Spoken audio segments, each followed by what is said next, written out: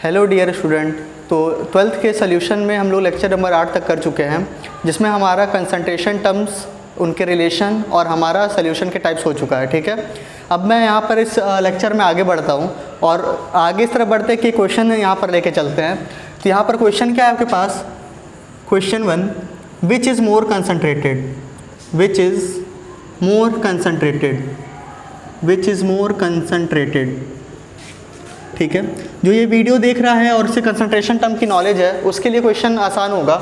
जिससे concentration term की knowledge नहीं है, उसके लिए मैं रिक्वेस्ट करता हूँ कि आप पीछे की वीडियो देख कर आए। ठीक है, तो विच इज़ मोर कंसंट्रेटेड, यहाँ पर आपका 1 मोलर और 1 मोलर।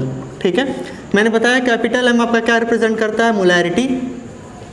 मोलैरिटी, और आपका स्मॉल एम क्या रिप्रेजेंट करता है? मोलैलिटी। ठीक है, क्या रिप्रेजेंट करता है? मोलैलिटी। अब यहाँ पर आपसे पूछा है विच इज़ मोर कंसनट्रेटेड, मतलब आपका क्या होगा, कौन सा ज़्यादा कंसनट्रेटेड होगा। तो कंसनट्रेटेड का मतलब क्या होता है ये समझ लीजिए कि कंसनट्रेटेड का मतलब क्या है आपका, कि अगर आपका अमाउंट ऑफ सॉल्वेंट सेम है, ठीक है, तो जिसमें नंबर ऑफ सोल्यूट क्या होगा? Number of moles of solute, number of moles of solute क्या होगा? ज़्यादा होगा, वो ज़्यादा कंसनट्रेटेड होगा। ठीक है, इस तरीके से आप निकाल सकते हो। या फिर आप कह सकते हो कि अमाउंट ऑफ सोल्यूट, ज़्यादा आसान होगा, आप क्या कहोगे? अमाउंट ऑफ सोल्यूट जिसमें ज़्यादा होगा, ठीक है, वो आपका क्या होगा? ज़्यादा कंसनट्रेटेड होगा। क्लियर सी बात है। अब यहाँ पर आपको समझना क्या है कि कैसे बताओगे कि कौन सा आंसर होगा।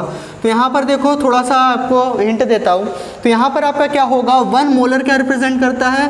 1 मोल ऑफ सोल्यूट। ध्यान दीजिएगा, दोनों में सोल्यूट मैंने सेम मान रखा है। बस आपसे ये पूछ रहा है कि अगर आपका क्या है, एक सोल्यूट आपने ले लिया, एक सब्सटेंस आपने ले लिया, उसका 1 मोलर आपका पास सोल्यूशन हो या फिर 1 मोलर सोल्यूशन हो, तो उसमें से ज़्यादा कंसनट्रेटेड कौन सा होगा। तो यहाँ पर आपका क्या हो जाएगा? 1 मोल ऑफ सोल्यूट। 1 मोलर का मतलब dissolve in 1 litre of solution. ठीक है, 1 लीटर ऑफ सोल्यूशन। ठीक है, इसका मतलब ये होगा। मोलैलिटी का मतलब क्या होगा आपका? 1 mole of solute dissolve in 1 kg of solvent, 1 kg of solvent. ठीक है, तो यहाँ पर आपका क्या है, मीन्स अगर आप 1 kg सॉल्वेंट लोगे, मीन्स अगर यहाँ पे वाटर लोगे, ठीक है, वाटर लोगे, यानी वाटर का यहाँ पर 1000 ग्राम है। वाटर का कितना है? 1000 ग्राम। और वाटर के 1000 ग्राम में कितना मोल है आपके पास? 1 मोल है। ठीक है, कितना मोल है? 1 मोल है। अब यहाँ पर आ जाओ, यहाँ पर आपके पास क्या 1 लीटर सोल्यूशन है। ठीक है, तो यानी आपका क्या होगा, अब यहाँ पे गौर करना, क्योंकि वाटर का आपका डेंसिटी कितना होता है? वाटर का डेंसिटी आपका होता है 1 ग्राम पर ml, 1 ग्राम पर ml होता है। ठीक है, तो 1 ग्राम पर ml आपका होता है। तो इसका मतलब क्या हो गया, यहाँ पे गौर कीजिएगा कि जो सोल्यूशन है, ठीक है, यानी सोल्यूट प्लस सॉल्वेंट आपका 1 लीटर हो रहा है। ठीक है, सोल्यूट प्लस सॉल्वेंट 1 लीटर हो रहा है। और यहाँ पर आपका क्या हो गया? वाटर 1000 आपका ग्राम है, तो इसका आपका क्या हो जाएगा? D = m/v। ठीक है, डेंसिटी कितना होता है इसका? 1 ग्राम पर ml। तो इसका वॉल्यूम कितना हो जाएगा? तो इसका वॉल्यूम आपका हो जाएगा, गौर कीजिएगा, इसका वॉल्यूम आपका हो जाएगा m/d, यानी 1000/1, यानी कितना हो जाएगा आपका? 1000 ml। ठीक है, कितना हो जाएगा? 1000 ml। तो यहाँ पर आपका क्या हो गया, यानी आपके पास 1000 ml वाटर में आपका 1 मोल ऑफ सॉल्वेंट है, सोल्यूट है, 1 मोल ऑफ सोल्यूट है। ठीक है, 1000 ml वाटर में कितना आपका? 1 मोल ऑफ सोल्यूट है। और यहाँ पर आपका क्या हो रहा है? सोल्यूट प्लस सॉल्वेंट दोनों मिलकर आपका कितना हो रहा है? 1000 ml हो रहा है। 1 लीटर मतलब कितना हो गया आपका? 1000 ml। ठीक है, तो इस पर्टिकुलर केस में क्या है आपका, जो सॉल्वेंट यानी आपका क्या है? वाटर है। गौर कीजिएगा, यहाँ पर आपका क्या हो रहा है, ये कैसे मिलकर हो रहा है आपका? सोल्यूट प्लस सॉल्वेंट दोनों मिलकर कितना हो रहा है आपका? 1000 ml हो रहा है। यहाँ पे सिर्फ और सिर्फ अकेला सॉल्वेंट है, मतलब सॉल्वेंट का अमाउंट क्या है आपका? यहाँ पर आपका ज़्यादा है। और यहाँ पर सॉल्वेंट आपका क्या होगा? यहाँ पर सॉल्वेंट आपका लेस देन होगा किससे? 1000 ml से। ठीक है, तो अब यहाँ पर गौर करो, 1 मोल दोनों में है। ठीक है, 1 मोल दोनों में है, यहाँ से आंसर नहीं आने वाला। यहाँ पर जो सॉल्वेंट का अमाउंट है, ठीक है, किसके केस में? मोलैरिटी के केस में। और यहाँ पर आपका मोलैलिटी के केस में। तो मोलैरिटी के केस में आपका सॉल्वेंट अगर आप कंपेयर करोगे तो किस में ज़्यादा है आपका? इसमें आपका ज़्यादा है। ठीक है, इसमें आपका ज़्यादा है। तो इसमें आपका ज़्यादा होने का मतलब क्या हो गया आपका, कि जो आपका number of moles upon volume का जो रेशियो है वो किस में ज़्यादा होगा आपका? मोलैरिटी में ज़्यादा होगा। ठीक है, किस में ज़्यादा होगा? मोलैरिटी में ज़्यादा होगा। ठीक है, सिंपल सा मतलब है कि number of moles of solute क्या है, दोनों में फिक्स है। ठीक है, और अमाउंट ऑफ सॉल्वेंट जिसमें ज़्यादा होगा उसका कंसंट्रेशन क्या हो जाएगा? कम हो जाएगा। तो अमाउंट ऑफ सॉल्वेंट ज़्यादा किस में है आपका? अमाउंट ऑफ सॉल्वेंट आपका मोलैरिटी में ज़्यादा है विथ रिस्पेक्ट टू मोलैरिटी। तो 1 मोलर आपका क्या होगा? ज़्यादा कंसंट्रेटेड होगा with respect to 1 molar. Number of mole same, यानी n दोनों में सेम है। ठीक है, नीचे क्या हो जाएगा आपका? यहाँ पर आपके पास कितना हो गया? 1000 ml, और यहाँ पर क्या है आपका? Less than 1000 ml। ठीक है, तो ज़्यादा बड़ा कौन सा हो जाएगा आपका? 1 मोलर। ठीक है, अब आगे बढ़ते हैं इसमें, इस चैप्टर में। तो यहाँ पर आपसे ये क्वेश्चन आ सकता है, तो ध्यान रखिएगा। ठीक है, तो जिसमें आपका अमाउंट ऑफ सॉल्वेंट क्या होगा? ज़्यादा होगा। अगर आपका क्या है, सॉल्यूट को फिक्स कर रखे हो, तो अमाउंट ऑफ सॉल्वेंट जिसमें ज़्यादा करोगे उसकी कंसंट्रेशन क्या हो जाएगी? कम हो जाएगी। ऐसे याद रख सकते हो। ठीक है, तो यहाँ से आप नोट कर सकते हो क्या कि इफ़, यहाँ पर नोट कर सकते हो आप, if amount of solute, if amount of solute is fixed, यानी दोनों में आपका क्या है? सेम है। ठीक है, then in which amount of solvent is more, that concentration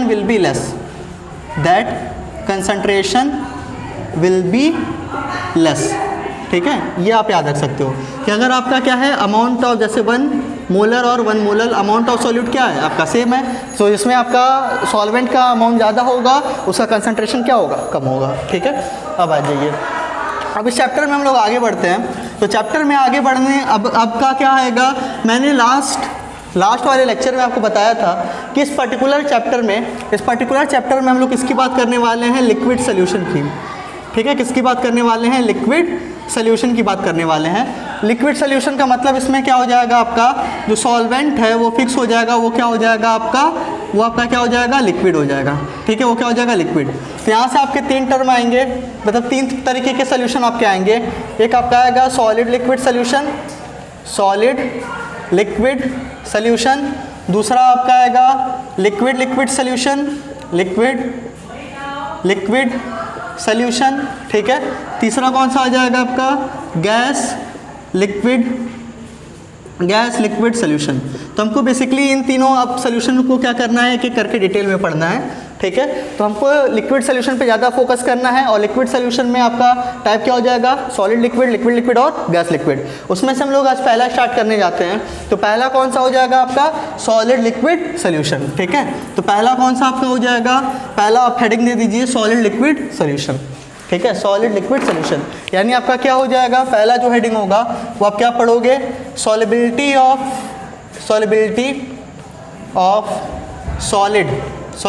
solid in liquid. ठीक है, ये हमारा मेन हेडिंग है। अब इसमें थोड़ा सा हम लोग डीप जाते हैं, और डीप में आपका सबसे पहला टर्म क्या आता है? सॉल्बिलिटी। इस टर्म को समझते हैं। ठीक है, सॉल्बिलिटी क्या होता है?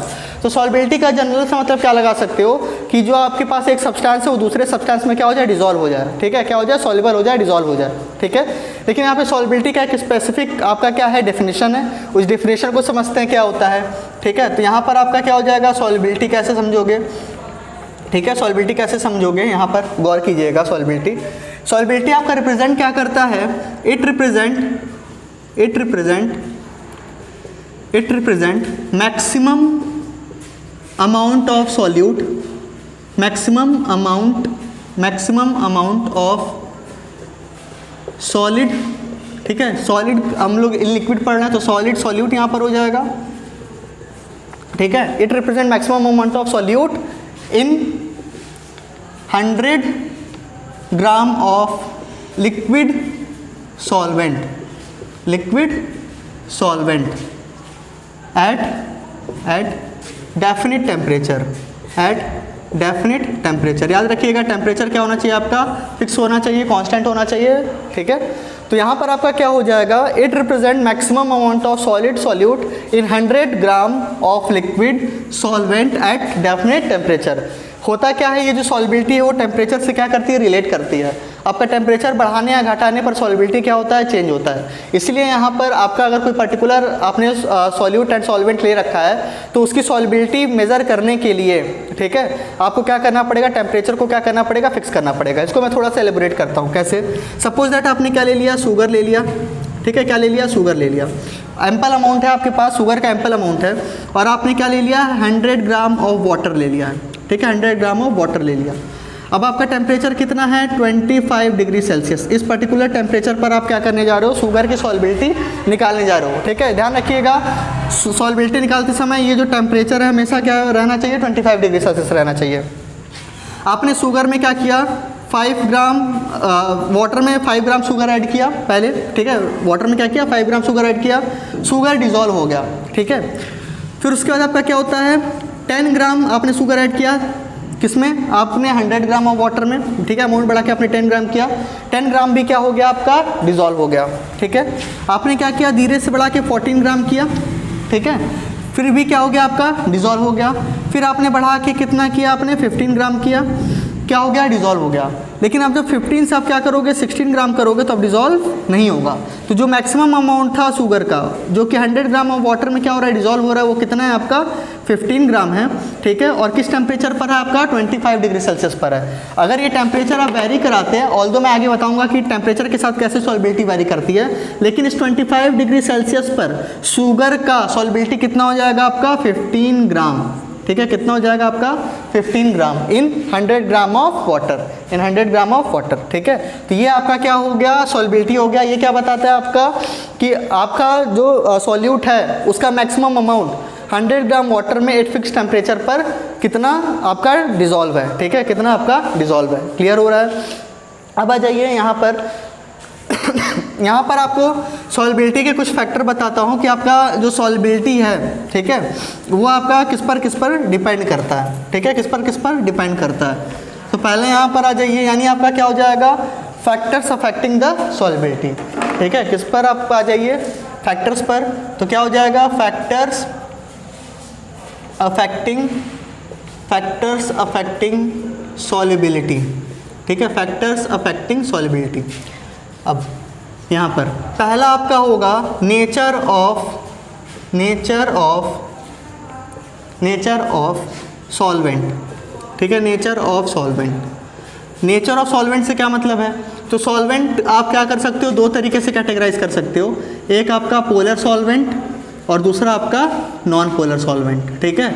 ये आप लोग फर्स्ट ईयर पढ़ के आए हो तो केमिकल बॉन्डिंग में आपको पता होगा polar and non polar compound क्या होते हैं। तो पोलर सॉल्वेंट का सबसे अच्छा एग्जाम्पल क्या है आपका, H2 वाटर, और नॉन पोलर का क्या है आपका C6H6 that is benzene, CCl4, ठीक है, एसेट्रा, ठीक है। तो पोलर सॉल्वेंट आपका क्या हो गया, H2O। इसको आपका यूनिवर्सल सॉल्वेंट भी बोला जाता है कि अगर आपका किसी भी क्वेश्चन में सॉल्वेंट फिक्स नहीं है तो आप वहाँ पर क्या मानोगे, वाटर, ठीक है, क्या मानोगे, वाटर मानोगे, ठीक है। तो यहाँ पर आपका क्या होगा, नेचर ऑफ सॉल्वेंट पर कैसे डिपेंड करता है। तो यहाँ पर एक चीज़ याद रखिएगा जिसको बोला जाता है लाइक डिजॉल्व्स लाइक, ठीक है, लाइक डिजॉल्व्स लाइक। मतलब क्या है, सेम तरीके का आपका जो कंपाउंड होगा वो सेम तरीके के सॉल्वेंट में क्या होगा, आपका डिजॉल्व होगा, ठीक है। यानी आपका क्या हो जाएगा, इससे आप क्या निकाल सकते हो, polar solutes dissolve in polar solvent. दूसरा आपका क्या निकल के आता है, non polar solutes dissolve in non polar solvent, ठीक है।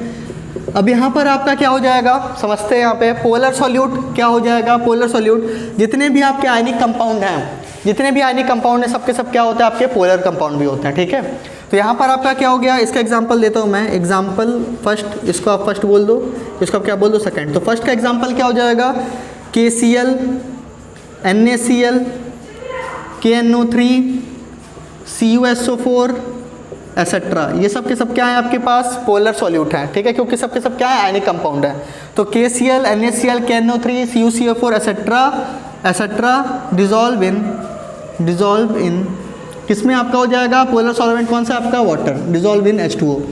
ठीक है, यानी आपके जितने भी पोलर सॉल्यूट होंगे सब आपके पोलर सॉल्वेंट में डिजोल्व होंगे। ठीक है, दूसरा एग्जांपल आपका क्या हो जाएगा, non polar dissolve in non polar solvent. ठीक है, तो इसका एग्जांपल आपके पास क्या हो जाएगा, I2 आयोडीन। कैसा होगा आपका, नॉन पोलर होगा।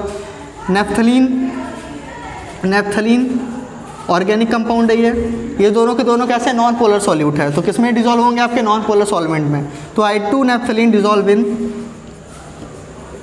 इन किसमें, आपका बेंजीन और आपका कार्बन टेट्राक्लोराइड एसेट्रा। ठीक है, और भी आपके पास नॉन पोलर सॉल्वेंट है। यहाँ पर मैं आपको क्या कर रहा हूँ, एक बेसिक आइडिया दे रहा हूँ आप कैसे प्रोसीड करोगे। ठीक है, तो यहाँ पर नेचर ऑफ सॉल्वेंट में आपको क्या ध्यान रखना है, लाइक डिजोल्व्स लाइक, यानी पोलर पोलर सॉल्यूट जो होगा वो पोलर सॉल्वेंट में क्या होगा, आपका डिजोल्व होगा, और जो नॉन पोलर सॉल्यूट होगा वो नॉन पोलर सॉल्वेंट में डिजोल्व होगा। ठीक है, इसके अलावा आपके पास एक एक्सेप्शन भी आता है, वो एक्सेप्शन क्या है वो ध्यान रखिएगा। ठीक है, एक्सेप्शन ये आता है कि आप कभी हाइड्रोजन बॉन्डिंग यानी फर्स्ट ईयर में पढ़ोगे हाइड्रोजन बॉन्डिंग। ठीक है, क्या पढ़ोगे, हाइड्रोजन बॉन्डिंग। तो इसमें से आपके पास क्या है, कुछ नॉन पोलर आपके पास सॉल्यूट हैं, जैसे आपका क्या, सुक्रोज, ठीक है, ग्लूकोज। ठीक है, सुक्रोज का फॉर्मूला क्या होता है आपका, C12H22O11, ग्लूकोज का क्या होता है, C6H12O6। ठीक है, एंड यूरिया, ये क्या होता है आपका, NH2CONH2। तो ये जो तीन कंपाउंड हैं आपके, ये कैसे होते हैं, नॉन पोलर होते हैं। तो नॉन पोलर होने के बावजूद ये किस में डिजोल्व होते हैं, डिजोल्व्स इन वाटर में तब भी क्या होते हैं, डिजोल्व होते हैं। ये कैसे हैं, नॉन पोलर है। ठीक है, कैसे है, नॉन पोलर। और वाटर कैसा है आपका, पोलर है। ठीक है, कैसा है, पोलर है। लेकिन ये नॉन पोलर होने के बाद भी वाटर में डिजोल्व होते हैं। तो इसके पीछे का रीज़न क्या है आपका, इसका रीज़न है आपका, ये आपके डिजोल्व क्यों होते हैं, ड्यू टू हाइड्रोजन बॉन्डिंग। तो इनके पीछे आपका रीज़न क्या है, ये हाइड्रोजन बॉन्डिंग की वजह से क्या होते हैं, आपके डिजोल्व होते हैं। ठीक है, अब हाइड्रोजन बॉन्डिंग भी दो तरीके की होती है, कौन कौन सी आपकी, एक इंटरमॉलिक्यूलर हाइड्रोजन बॉन्डिंग, और दूसरी कौन सी होती है आपकी, इंट्रामॉलिक्यूलर हाइड्रोजन बॉन्डिंग। ठीक है, ये आपने 11th में पढ़ रखा होगा, बस मैं रिवीजन करा रहा हूँ। तो इंटरमॉलिक्यूलर क्या होता है, दो अलग अलग कंपाउंड्स, मतलब कंपाउंड 1 कंपाउंड 2 के बीच में बना हुआ हाइड्रोजन बॉन्ड। इंट्रामॉलिक्यूलर क्या होता है, विद इन द कंपाउंड। ठीक है, तो यहाँ पर जो हाइड्रोजन बॉन्ड बन रहा है, दो अलग अलग तरीके के कंपाउंड हैं, तो कौन सा हाइड्रोजन बॉन्ड बन रहा होगा, intermolecular hydrogen bond.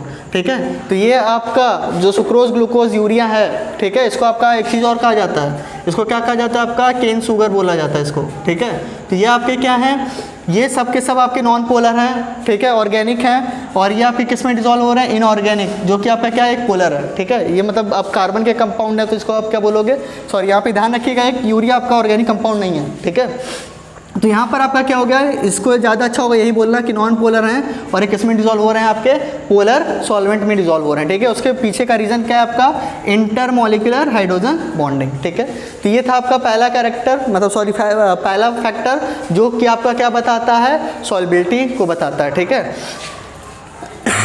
I hope आपको समझ में आ रहा होगा।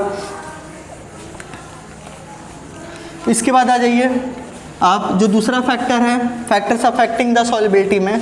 ठीक है, और ये हम लोग किसके अंदर में पढ़ रहे हैं, solubility of solid in liquid. ठीक है, तो दूसरा जो आपका फैक्टर है वो क्या है, आपका लैटिस एनर्जी एंड हाइड्रेशन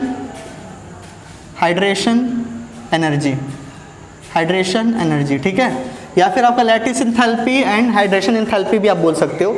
तो लैटिस एनर्जी क्या होता है, हाइड्रेशन एनर्जी क्या होता है, पहले इसको समझते हैं। तो लैटिस एनर्जी क्या होता है आपका, इसको समझिए, लैटिस एनर्जी, ठीक है, it is the amount of energy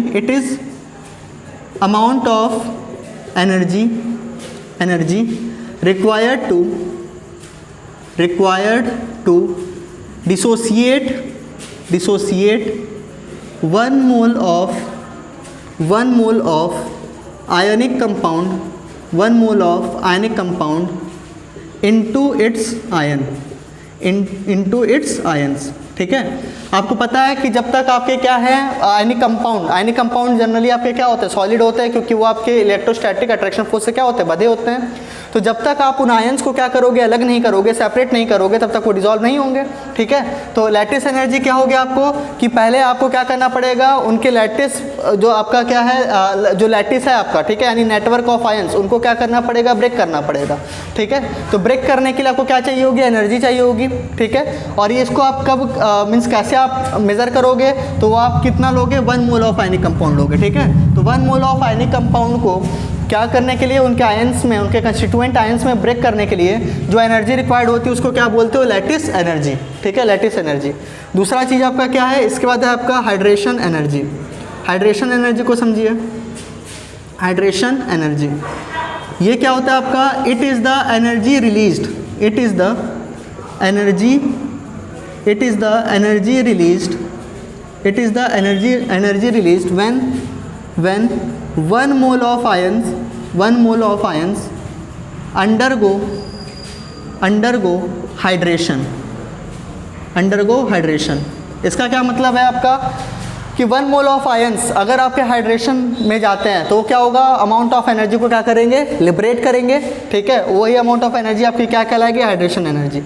अब आप कैसे बताओगे कि कोई भी आपका जो आयनिक सॉल्यूट है, जो ठीक है, अगर आपका आयनिक सॉल्यूट है वो आपका डिज़ोल्व होगा कि नहीं होगा। ठीक है, वो आपका सॉल्वेंट में डिज़ोल्व होगा कि नहीं होगा। ठीक है, ध्यान रखिएगा। तो यहाँ पर आपका आयनिक अगर आपका क्या है, सॉल्यूट है, वो आपका डिज़ोल्व होगा कि नहीं होगा, वो किस पे आपको बताना है, lattice energy and hydration energy के टर्म में बताना है। ठीक है, तो यहाँ पर क्या आएगा कि आपको एनर्जी इसमें चाहिए, इसमें क्या आपका एनर्जी रिक्वायर्ड है, और ये क्या कर रहा है, एनर्जी को रिलीज़ कर रहा है। तो एनर्जी रिलीज़ अगर ये ज़्यादा करेगा, ठीक है, तभी क्या कर पाएगा आपका, मीन्स आपके आयनिक कंपाउंड को डिज़ोल्व करा पाएगा। ठीक है, अब ज़रा सोचो कि इन दोनों एनर्जी में से कौन सा ज़्यादा होना चाहिए किसी आयनिक सॉल्यूट को सॉल्वेंट में क्या कराने के लिए, आपका डिज़ोल्व कराने के लिए। ठीक है, अगर आपका यहाँ पर पहला केस क्या हो गया, अगर लैटिस एनर्जी आपकी ज़्यादा हो गई किससे, आपका हाइड्रेशन एनर्जी से, तो होगा क्या, ठीक है, हाइड्रेशन एनर्जी सपोज दैट आपका कितना निकल रहा है, 100 किलो जूल मान लो निकल रहा है। ठीक है, कितना निकल रहा है, 100 किलो जूल। और लैटिस एनर्जी आपको कितनी चाहिए, मान लो आपका कितना है, 200 किलो जूल है। ठीक है, कितना है, 200 किलो जूल।